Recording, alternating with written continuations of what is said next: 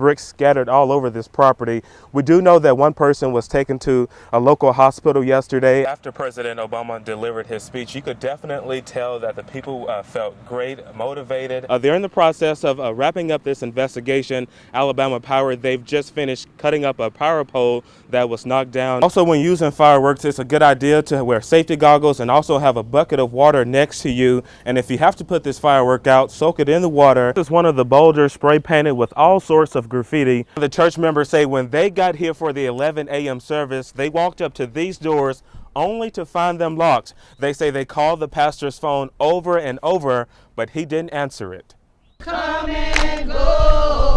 When we arrived at Antioch Missionary Baptist Church on Warrior Road in Birmingham, members were outside having church. Why? They say their pastor, Dr. Willie Jackson, locked them out. We're in the process of asking our pastor to vacate the pulpit, and so I guess it's his way of showing us that, we can't come here and worship. Ann Zellender says through legal advice, they gave Jackson a notice to resign February 7th, and he has 7 days to vacate his position. He told us he wasn't going nowhere, and I'll sue every one of you all.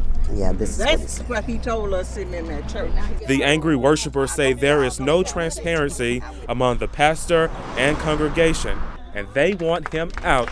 Church is regressing in the membership. We have no financial reports. The church has no voice, in other words. We just lost everything. We feel like we're in a dictatorship now. When we went to Mr. Jackson's house, who lives in Pinson, to get his side of the story, his wife came to the door. I told her we were with WVTM 13 News and why I was there. However, she slammed the door in my face. Meanwhile, Zellender says the only other person she knows that has a key to the church is the head deacon. We can't get in touch with him. He will not answer our calls.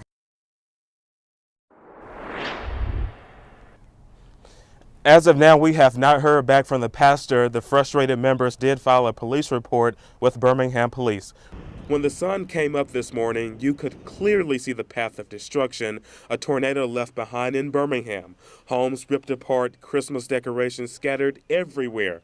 It was a nightmare. Loretta Scott and her son survived the twister inside their home. Just thankful to be alive.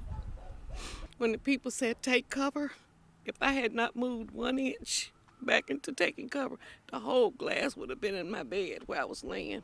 Linda Baldwin rode out the storm in her tub. Water was just pouring down on us. We looked up, we couldn't see nothing but sky. That's because strong winds blew the roof off her home, and Baldwin says she's happy the tornado didn't kill her 2 dogs left outside. The generosity out here has been amazing. People have come from all over with chainsaws to get these uprooted trees removed and get other storm debris out of the roadway. It's good. Everybody in the community sticking together, and they trying to help to make it better.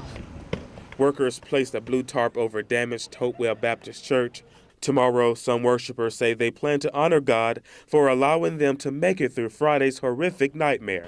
Fred Davenport, WVTM 13 News. It was